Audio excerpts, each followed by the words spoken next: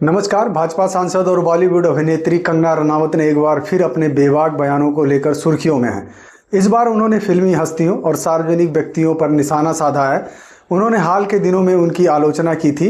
एक समाचार एजेंसी को दिए इंटरव्यू में कंगना रनावत ने अभिनेता आशुतोष राणा, सोनू सूद, राखी सावंत, तापसी पन्नू और योग गुरु बाबा रामदेव का नाम लेते हुए कहा कि ये भूखे नंगे लोग हैं।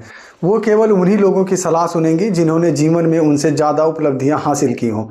कंगना ने कहा, मैं हर दिन ऐसे लोगों को देखती हूँ। कोई कहता है कि मैं कुत्ते की तरह भौंकती हूँ, कोई मुझे व्यवहार सीखने की सलाह देता है, कुछ लोग मेरे परिवार, मेरे संस्कार और मेरे बैकग्राउंड पर टिप्पणी करते हैं।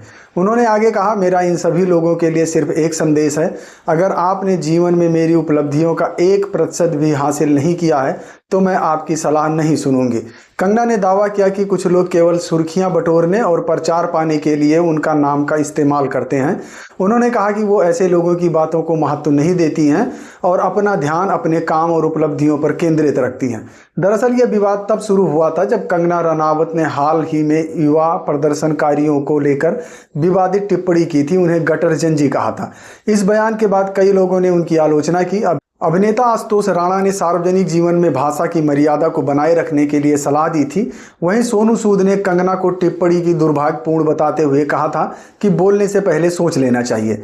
इसके अलावा राखी सावंत ने भी कंगना की आलोचना करते हुए उनके बयान पर सवाल उठाए थे और पुराने विवादों का जिक्र किया था।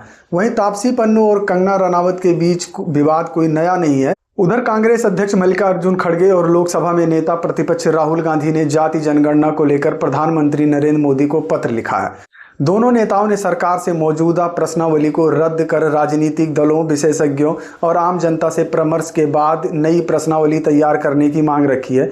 खड़गे और राहुल गांधी ने कहा कि मौजूदा तरीके से हो रही जाति जनगणना उन्हें स्वीकार नहीं है और सरकार को तेलंगाना और बिहार में हुए जाति सर्वेक्षणों से सीख लेनी चाहिए। 25 अगस्त को पत्र को लेकर कांग्रेस महासचिव जयराम रमेश ने पत्रकारों से बातचीत में कहा कि जाति जनगणना को लेकर सरकार की मौजूदा कवायद महज खाना पूर्ति है। उन्होंने बताया कि कांग्रेस नेतृत्व की ओर से प्रधानमंत्री को इस मुद्दे पर यह तीसरा पत्र है, लेकिन अब तक किसी भी पत्र का जवाब नहीं मिला है। खड़गे और राहुल गांधी ने 20 अगस्त को हिंदी में यह पत्र लिखा था। पत्र में दोनों नेताओं ने कहा था कि भारत में सामाजिक न्याय से जुड़ी नीतियों को प्रभावी ढंग से लागू करने के लिए सटीक आंकड़े बेहद जरूरी हैं। विभिन्न जातियों की संख्या और उनकी सामाजिक आर्थिक स्थिति का सही आकलन तभी संभव है जब जातियों की जनगणना सही तरीके से की जाए। उन्होंने कहा कि सरकार ने जनगणना में जाति की व्यवस्था दर्ज करने के लिए ओपन एंडेड सवालों का तरीका अपनाया है, जिसमें व्यक्ति अपनी जाति का जो नाम बताएगा वही दर्ज किया जाएगा। खड़गे और राहुल गांधी ने कहा कि भारत में एक ही जाति अलग अलग क्षेत्रों और अलग अलग नामों, उपजातियों और भाषाई रूप में जानी जाती है। यदि ऐसे में एक ही जात के लोगों के नाम अलग अलग दर्ज किए गए तो एक जात के हजारों अलग अलग नामों में बढ़ सकती है।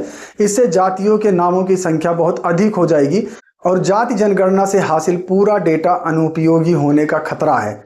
उधर बीपीएससी TRA-4 में टीपी के मेंस के बीच नेगेटिव मार्किंग हटाने और 100% डोमिसाइल समेत कई मांगों को लेकर मंगलवार को पटना में छात्रों के प्रदर्शन उग्र हो गया। मुख्यमंत्री आवास के घेराव के लिए निकले छात्रों ने जेपी गोलवर के पुलिस बैरिकेडिंग तोड़ दी और वहीं डाक बंगला चौराहे तक पहुंच गए।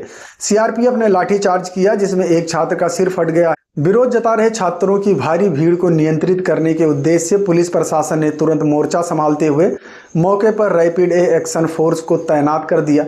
इसके साथ ही बिगड़ते माहौल और सुरक्षा व्यवस्था को ध्यान में रखते हुए पुलिस बलों ने बुलेट प्रूफ वाहन और स्थिति से निपटने के लिए आंसू गैस के गोले छोड़ने वाले वाहनों का भी मोर्चे पर उतारा। उधर इलाहाबाद हाईकोर्ट ने प्रयागराज की एक नाबालिग मुस्लिम छात्रा की हिजाब से जुड़ी याचिका खारिज कर दी है।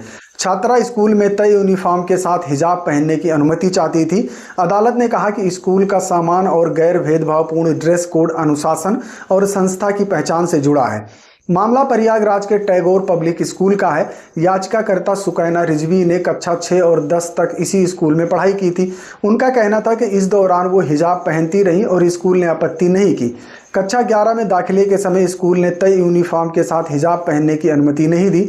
इसके बाद उसने अपनी मां के जरिए हाई कोर्ट में याचिका दाखिल की। छात्रा ने याचिका में दावा किया कि हिजाब पहनना उसके धर्म की आवश्यक धार्मिक प्रथा है। उसने इसे अपने मौलिक अधिकारों से जोड़ते हुए संविधान के अनुच्छेद 14 और 19(1)(a) का हवाला दिया। उसने ये भी तर्क दिया कि स्कूल में पढ़ने से हिजाब पहनने की अनुमति थी। स्कूल का कहना था कि वो निजी गैर सहायता प्राप्त और सीबीएसई से संबद्ध संस्थान है, जहां सभी छात्रों के लिए एक ही ड्रेस कोड है।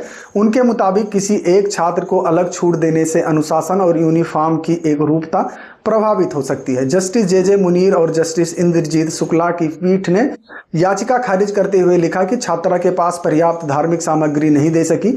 इससे यह स्थापित होता है कि कक्षा में हिजाब पहनना इस्लाम की आवश्यक सामग्री प्रथा है। अदालत ने माना कि स्कूल का ड्रेस कोड समान, गैर भेदभावपूर्ण और अनुशासन व संस्थान की पहचान के उद्देश्य से है, इसलिए उसमें बदलाव या व्यक्तिगत छूट देना स्कूल के अधिकार क्षेत्र का विषय है। पहले कुछ वर्षों में हिजाब पहनने की अनुमति मिलना भी छात्रा को इसे जारी रखने की स्वतः अधिकार नहीं देता। इलाहाबाद हाई कोर्ट ने 2022 के कर्नाटक हाई कोर्ट के पूर्ण पीठ फैसले का भी आधार बनाया।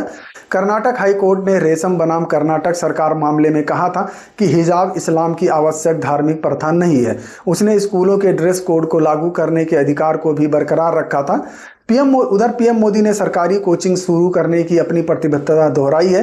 बीजेपी प्रवक्ता ने कहा कि जिस तरह कुछ लोग यूपीआई का मजाक उड़ाया करते थे और आज यूपीआई एक दशक पूरा हो गया है, जो बीजेपी सरकार की एक उपलब्धि और मिसाल बन गई है, उसी तरह सरकारी कोचिंग की पहल भी एक दिन देश के लिए मिसाल बनेगी।